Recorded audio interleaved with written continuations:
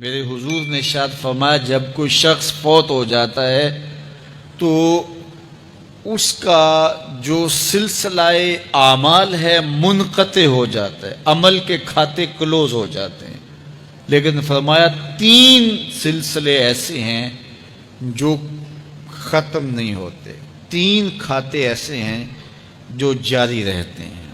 اللہ اکبر۔ سب سے پہلے صدقہ جاریہ، دوسری بات میرے حضور نے ارشاد فرمایا علم جس سے لوگ نفع پائیں۔ اللہ اکبر۔ علم کسی کو سکھا دیا، وہ تسلسل باقی رہے۔ ہمارے استاد قبروں میں چلے گئے، لیکن آج ہزاروں طلباء کو اور لاکھوں عوام کو ان کے دیے ہوئے جو سبق تھے جو انہوں نے ہمیں پڑھایا آج ہم لوگوں کو بتا رہے ہیں، تو ان کی روح کو اس کی برکت پہنچ رہی ہے۔ پھر یہ ان کے استاد، پھر ان کے استاد۔ تو علم نافع یہ کبھی بھی کھاتے کلوز نہیں ہوتے۔ اور تیسری بات میرے حضور نے فرمایا نیک اولاد جو ماں باپ کے لیے مغفرت کی دعائیں کرتی ہے، یہ صدقہ جاریہ ہے، یہ کبھی بھی ختم ہونے والا سلسلہ نہیں ہے۔ میں کہتا ہوں کہ اولاد اگر نیک ہے، اہتمام سے دعا نہیں بھی کرے گی تو دن میں کتنی مرتبہ کہے گی ربنا اغفر لی والدی، اے اللہ مجھے بھی بخش دے، میرے ماں باپ کی بھی مغفرت کر دے۔ ایک شخص کے 5 بیٹے ہیں، 4 بیٹیاں ہیں، 3 بیٹے ہیں، 4 بیٹیاں ہیں، تو اب سارے نمازی ہیں، تو روزانہ 5 نمازوں میں کتنی مرتبہ ربنا اغفر لی والدی۔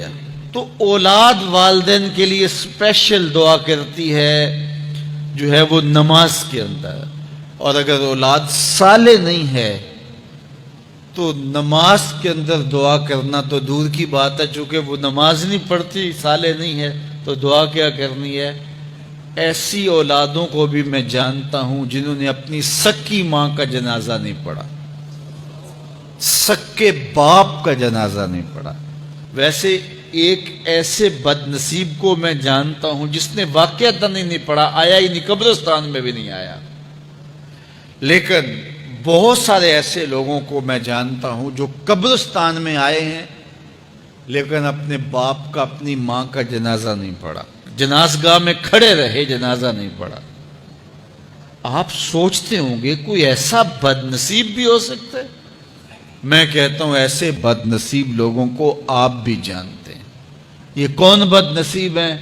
جنہیں جنازہ آتا نہیں، ساری زندگی لوگوں کے جنازوں میں رسماً کھڑے ہو کے آ جاتے ہیں، جنازہ آتا ہو تو کچھ پڑھے، جاتے ہیں ہر جنازے میں ہیں لیکن نماز جنازہ ہی نہیں آتی، تو کھڑے ہو کے لوگوں کو دیکھ کر کے سلام پھیر دیا، لوگوں کو دیکھ کر کے ہاتھ چھوڑ دیے، اور جو ہے وہ جنازہ پڑھنے گئے تھے۔ اور جب اپنے ماں باپ فوت ہو جاتے ہیں تو کیا سارے کام چھوڑ کے جنازہ سیکھتے ہیں؟ کہ ساری زندگی لوگوں سے فراڈ کیا، دھوکہ کیا، آج اپنی سکی ماں کو دھوکہ تو نہ دوں، آج اپنے سکے باپ سے تو فراڈ نہ کروں۔ ساری زندگی جو لوگوں سے فراڈ کرتا رہا، پھر ایک دن اپنی سکی ماں سے بھی فراڈ کیا، اپنے سکے باپ سے بھی فراڈ کیا۔ اور مجھے بتاؤ شخص سے بڑا کوئی بدبخت ہو سکتا ہے کہ جو اپنی سکی ماں سے فراڈ کرے اور وہ بھی مرنے کے بعد، سکے باپ سے فراڈ کرے، اس کی لاش پڑی ہوئی ہو اور وہ اس سے فراڈ اور دھوکہ کر رہا ہو؟ اگر اس کے اندر ضمیر ہو تو ڈوب کے مر جاتا کہ میں اپنی ماں سے فراڈ کر رہا ہوں اور اپنے باپ سے فراڈ کر رہا ہوں۔ تو یہ کتنی بڑی بد نصیبی ہے کسی اولاد کی اور کسی ماں باپ کی بھی کہ اس کی اولاد بھی اس کے لیے جنازہ پڑھنے کی صلاحیت نہیں رکھتی ہے۔ اور وہ کتنے خوش نصیب ماں باپ ہیں جن کا جنازہ خود اولاد پڑھاتی ہے۔ اتنی صلاحیت اور اس قدر اللہ نے ان کو خیر کی توفیق دی ہے کہ وہ خود اس قابل ہے اور اس منصب پہ ہے کہ وہ اپنے ماں باپ کا خود جنازہ پڑھائے. کوئی جنازہ پڑھائے بڑی برکت ہے، لیکن جس خلوص سے بیٹا دعا کر سکتا ہے کوئی اور تو نہیں کر سکتا ہے. تو اپنی اولادوں کو نماز جنازہ سکھاؤ، اپنی اولادوں کو دین سکھاؤ، یہ عادی بن جائے نماز کے، تاکہ بعد از انتقال دعاؤں کے سلسلے جاری رہیں. جو شخص روزانہ اپنے والدین کے لیے مغفرت کی دعا مانگے، والدین زندہ ہوں تب بھی، فوت ہو گئے ہوں تب بھی، علماء فرماتے ہیں ساری زندگی اس کے رزق میں بے برکتی نہیں آ سکتی.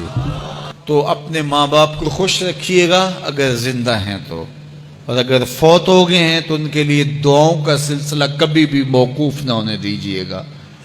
5 گانا نمازوں میں تو دعا چلتی ہی رہتی ہے، اس کے